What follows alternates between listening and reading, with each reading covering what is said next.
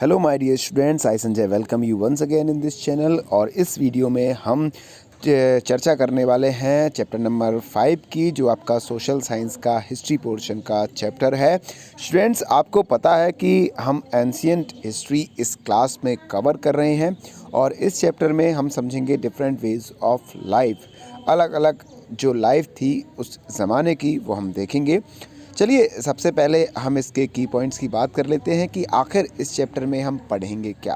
तो देखिए, सबसे पहला पॉइंट हमारा रहने वाला है कमिंग ऑफ द आर्यंस। जो आर्यंस हैं वो इंडिया में कैसे आए, कैसे वो हमारे सब कंटिनेंट में आए, क्या उसकी हिस्ट्री है वो हम देखेंगे।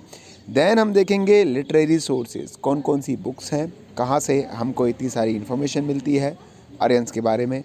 Archaeological sources, pottery and iron tools, मतलब कि कौन कौन से हमारे आर्कियोलॉजिकल सोर्सेज हैं, कौन कौन से पॉटरी हैं, बर्तन वगैरह जो बनते थे उस टाइम पर, किस तरह की मूर्तियां वगैरह बनती थी, वो हम देखेंगे।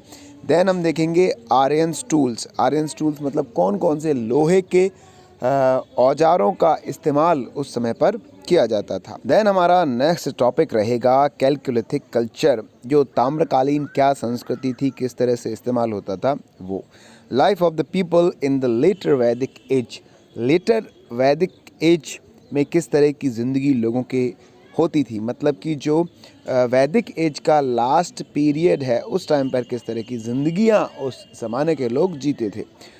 मेगालिथिक बरियल्स, मेगालिथिक बरियल्स क्या होते थे, यानी कि किस तरह से लोगों को, जाने माने लोगों को बड़े बड़े पत्थरों के नीचे दफनाया जाता था और उस पर एक पूरा का पूरा स्मारक जैसा बना दिया जाता था, समाधि हम जिसे बोल सकते हैं। चलिए तो हम इस चैप्टर की शुरुआत करते हैं। देखिए, जो आपको पता है इंडस वैली सिविलाइजेशन की डिक्लाइनिंग हुई और उसके बाद से ही जो आर्यंस हैं वो इंडियन सबकंटिनेंट में आने लगे। जो हमारा इंडियन सबकंटिनेंट, देखिए कंट्री अगर हम बोलेंगे तो आपको थोड़ा सा आज बहुत छोटा रूप इंडिया का देखने को मिलेगा, लेकिन जब हम इंडियन सबकंटिनेंट बोलते हैं तो उसमें उस समय का मतलब हमारे इंडिपेंडेंस का जो पाकिस्तान है और भी जो छोटे छोटे रीजन्स हैं वो वाला हिस्सा भी इंडियन सबकंटिनेंट में आता है। तो जो आर्यन है वो इंडियन सबकंटिनेंट में 1500 BCE में आए थे, आज से तकरीबन